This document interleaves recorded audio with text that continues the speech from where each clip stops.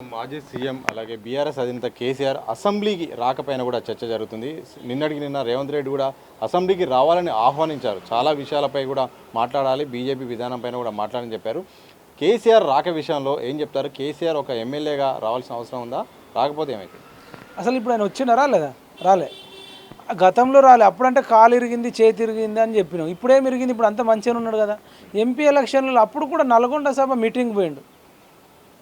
అంటే ఇంత అహంకారి ఓడిపోయిన తర్వాత కూడా గవర్నర్ గారికి ఆ రెసిగ్నేషన్ లెటర్ రాసి ఇవ్వకుండా, ఎక్స్ప్లెనేషన్ ఇవ్వకుండా డైరెక్ట్ ఫామ్ హౌస్కి పోయిండు.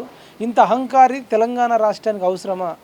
ఇంత నీచుడు, ఇంత నికృష్టుడు, ఇంత పాపిష్టుడు, అసలు ఇదేం అహంకారం అండి? ఇప్పుడు గజ్వెల్లో సమస్యలు ఉంటాయి, ఒక ఎమ్మెల్యేగా పోవాలి.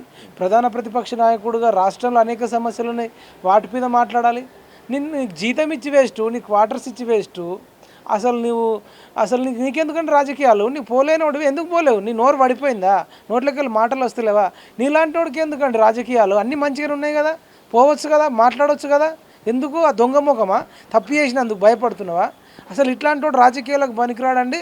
ఇట్లా వాంటెడ్గా అసెంబ్లీకి పోని రాజకీయ నాయకుడిని ఎవడైనా సరే, ఎమ్మెల్యే అయినా సరే, ఇంకెవరైనా సరే, ఎలక్షన్ కమిషన్ జోక్యం చేసుకొని ఈయన సభ్యత్వాన్ని కూడా రద్దు చేస్తేనే మంచిది. ఎందుకండి?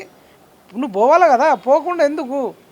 కాబట్టి కేసీఆర్ ఇప్పటికైనా పోవాలి, లేదంటే ఎన్నికల కమిషన్ కానీ ఇంకెవరైనా యాక్షన్ తీసుకోవాలి. ఇట్లాంటి వాడు సమాజానికి పట్టిన చీడ పురుగండి. ఎందుకు పోవండి? నిరుద్యోగులు ఇంత కష్టాలు పడుతూ ఉన్నారు, రైతులు బాధలు పడుతూ ఉన్నారు, వాటి మీద మాట్లాడాలి కదా. ఆటో డ్రైవర్లు బాధపడుతున్నారు, నిరుద్యోగులు బాధపడుతున్నారు, వీటి మీద మరి ఎవరు మాట్లాడాలి? గజ్వేల్లో కూడా అనేక మంది RRR రోడ్డు రావడం వల్ల, రీజనల్ రింగ్ రోడ్డు వల్ల కూడా నాకు రైతులు ఫోన్ చేస్తారు, అన్న మరి మాకు పారితోషికం తక్కువ ఇస్తారు, నష్టపరిహారం తక్కువ ఇస్తున్నారు అంటారు, మా పరిస్థితి ఏందని అంటున్నారు. మరి ఆ ఎమ్మెల్యేగా పోవాలి, ప్రధాన ప్రతిపక్ష నాయకుడిగా పోవాలి, ఆ RRR గురించి మాట్లాడాలి. మరి పోకుండా వట్టిగా ఫామ్ హౌస్లు తాగుకుంటా తినుకుంటా పండడానికి నీకు జీతం ఇవ్వడం? వద్దని చెప్పు, నాకు జీతం రిజైన్ చేయి, నీ ప్లేస్లో ఇంకొకటి వస్తాడు కదా. ఇది